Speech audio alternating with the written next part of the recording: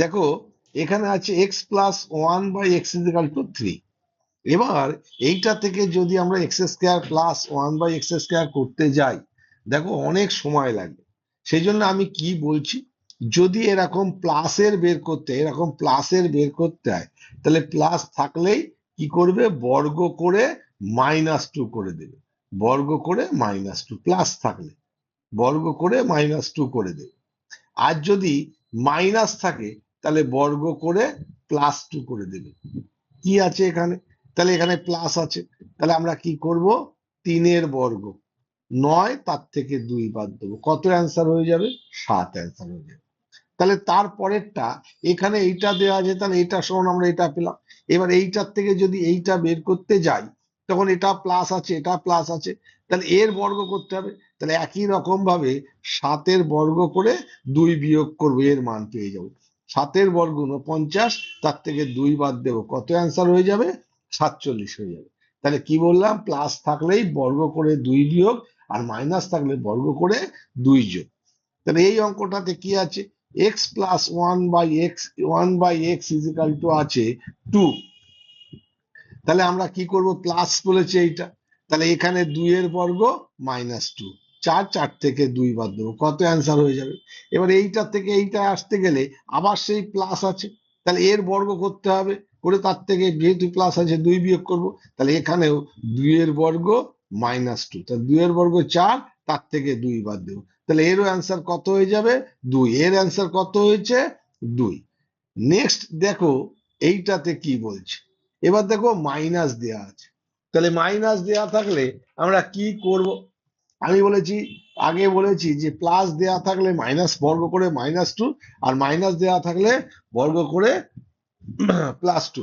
তাহলে এখানে কি আছে, x minus one x equal to five, তাহলে এখানে x square plus x one by x square minus আছে, তাহলে পাঁচের স্কোয়ার প্লাস টু করে দেব, কত অ্যান্সার হয়ে যাবে, সাতাশ অ্যান্সার। তাহলে এর মানটা হলো সাতাশ। এইবার এইটার বর্গ করবে, এখানে কিন্তু প্লাস আছে, এবার এই মাইনাসটা ধরলে হবে না, তাহলে প্লাস থাকলে আমি বলেছি বর্গ করে মাইনাস টু, তাহলে এখান থেকে সাতাশের বর্গ মাইনাস টু, সাতাশের বর্গ 729, তার থেকে দুই বাদ দেবো, 727 অ্যান্সার। তাহলে এর অ্যান্সার হয়ে যাবে 727। এবার আমরা উল্টোটা করব, দেখো এতক্ষণ কি করছিলাম, ছোট থেকে বড়র দিকে যাচ্ছিলাম, এবার বড় থেকে ছোটর দিকে আসলে উল্টো করে করব। তাহলে এখানে প্লাস দেওয়া আছে 623, তাহলে এই প্লাস দেওয়া থাকলে প্লাস করব, তাহলে 623-এর সাথে দুই যোগ করব, করে 625 হলো। এইবার তার বর্গ করে দেবো, এটার অ্যান্সার কত হবে, 25 হয়ে যাবে। তাহলে এখানে আমি কি বলেছিলাম, আগেরটায় ছোট থেকে বড়তে যেতে গেলে আগে বর্গ করে দুই যোগ, আর এখন বড় থেকে ছোটতে আসলে উল্টো করে আগে দুই যোগ করে বর্গ করব। তাহলে এখানটাতে প্লাস দেওয়া আছে, এখানটাতে প্লাস বের করতে হবে, তাহলে আমরা কি করব, এবার প্লাস থাকলে প্লাস করবো, 25-এর সাথে দুই যোগ করব, কত হবে, 27, তার বর্গমূল করে দেবো, 3√3। তাহলে এর অ্যান্সার হয়ে গেল 3√3।